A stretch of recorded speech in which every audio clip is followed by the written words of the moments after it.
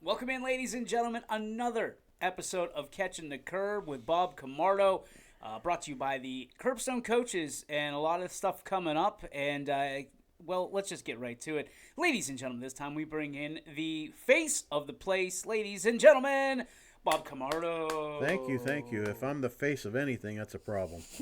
Trust me when I tell you. It's been a minute. Usually once a month. We had to push this one back a little bit, a week. But I gave you another week to see some of these great people coming in and talking about what they do, why it's important, obviously, in the sports industry. You said Rob Schmidt yesterday. Yeah. That was always a great speaker, Mr. Schmidt. Yes, he is. He's been doing YSU men's basketball for 27 years, 20 some years, something like that. And of course, before that, he was at WRRO in Warren doing Warren Harding games. He's very, very good at what he does, and he was excellent yesterday. When you kind of scale back a few weeks, you had Greg Brown, which I was bummed I couldn't make, who is, to me, one of the greatest communicators. I mean, the guy has started at the bottom. He was the pirate parrot, literally. Yes, he was. And then worked his way up, and now he's the voice of the Pittsburgh Pirates. He was in Buffalo for a long time, so I'm sure you guys had some conversations about Buffalo and Pittsburgh, and unfortunately had to talk about the Pirates this year. My Pirates. I put the post out the other day that it's baseball season, and the Pirates are already mathematically eliminated from the playoffs. Did he have the same notion? I mean, was he, sunny side up, or what was it? Well, the fact that he works for the team, he has to be somewhat optimistic. Sure. But he thinks that, the one thing that they have going for them is the young pitching with Skeens and Jones and some of those guys. And when you have pitching, you never know what could happen. He does believe that they're a little weak offensively right now. But I think they're in a division that is susceptible to somebody sneaking up on everybody, which could be them. So we'll see. I mean, but he drew over 50 people and passed out some hats. And a couple weeks before, we had Jim Rosenhaus, the Guardians broadcaster, and Jim always brings a couple sets of tickets to auction off. And when we told Brown that, he felt compelled to do the same thing. So a couple people won sets of 4 tickets for a Pirates game this upcoming season. Oh, that's a beautiful thing. I mean, it really is when you think about it. I mean, there are two teams. I mean, baseball is a little bit different. You got Browns, you got Steelers in the fall, and they hate each other. Right. But then you've got the Guardians and the Pirates, and there's kind of a empathy, sympathy. You're cheering for your big brother, your little brother in that situation. Did you feel the same way? I mean, oh yeah. It feels like those commentators that you had, in those string of weeks, kind of have an appreciation not only for each other but for the teams they represent. No question. I mean, Rosenhaus just sings the praises of Brown and vice versa. They're very good friends. The teams play each other during the season, so they get a chance to see each other. I think they don't have spring training in the same state. The Guardians are out in Arizona, and the Pirates are down in Florida. But they seem to me to be pretty good friends and very complimentary of each other, and especially with Rosenhaus, because I know him a little better, but Greg Brown as well. For guys that are like VIP type people, for lack of a better phrase, you'll never meet nicer guys. Jim Rosenhaus is one of the nicest guys you will ever meet. He talks to me like he's known me all his life, and I really appreciate that. I'm sure it's a thrill for everybody in attendance to kind of pick their brains a little bit. What were some of the standout questions that you can recall? I know I'm putting you on the spot here, but what were some of the ones that you're like, wow, okay, that's a good spot, and how did each person react to it? Well, with Brown, there's always people like, why doesn't the guy sell the team if he doesn't want to spend any money and that sort of thing. And he tiptoed around some of that stuff Greg did, which like I said, he has to. But he understands that, the people are a little frustrated and that there's a want and a desire for them to do well because obviously they have one of the most beautiful stadiums in the country. Sure. PNC Park is just gorgeous. And the people asked about the young pitching, and there were some rumors that Jared Jones was being dangled a little bit as trade bait this offseason. And I think that one of the reasons that is because they feel that his motion is a little violent and is maybe susceptible to injury. But those types of questions, and Greg Goulas, our media guy, he writes a story ahead of time and then leaves. So it kind of lets them open the drawer a little bit for what they can say.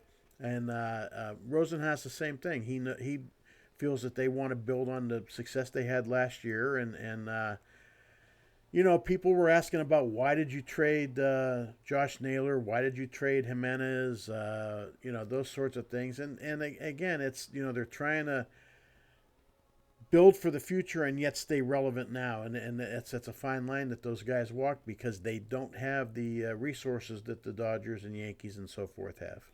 Was there a sense of optimism with the voices of each prospective team? I would say yes. Probably more so with the Guardians with Rosenhaus than with Greg Brown. But yeah, I mean, like you said, right now everybody's undefeated, so there's always hope that it'll be a good year. And when, like with the Pirates, when you have young pitching like they do, there's a chance that they sneak up on people. Even better, you have great speakers already. We just talked about a couple of ones over the past few weeks. What do we have coming up that you're really excited about? And certainly as we tiptoe towards that May 4th banquet that we're so excited about this year. Well, before we do that, Sure. I want to go back to on the 27th of January, we had the new YSU baseball coach, Trevor Sharpie, and he brought a couple of his assistants with him and a player. And that's a guy that I just gotten to know a little bit in the last couple months, and he's someone that you're really rooting for because he's got a great outlook.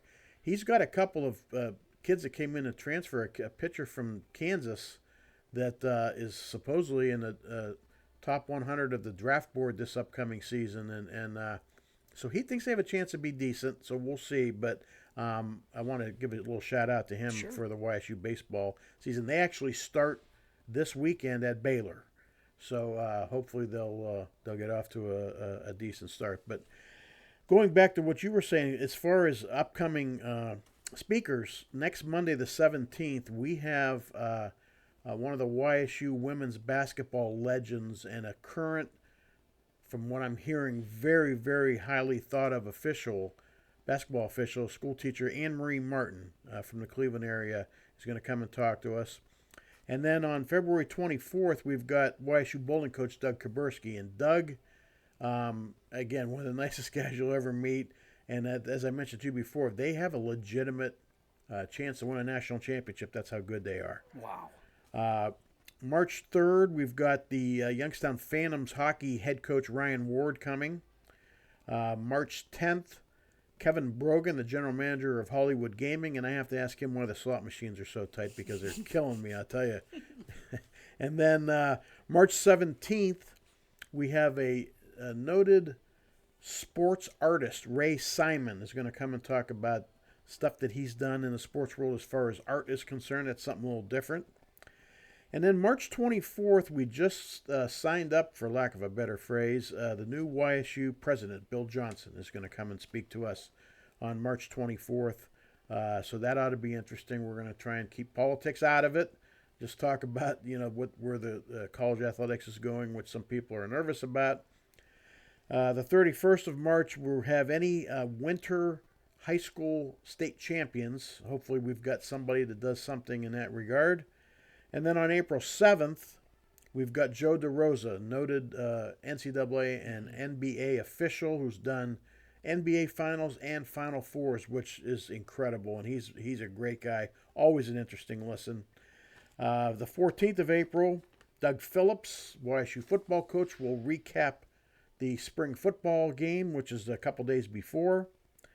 And then on April 21st, a guy that I had some classes with at YSU back in the 70s was a good baseball pitcher at the time and ended up being a general manager for several minor league baseball teams. And he's got some stories, some of which he can't even mention because they're a little crazy.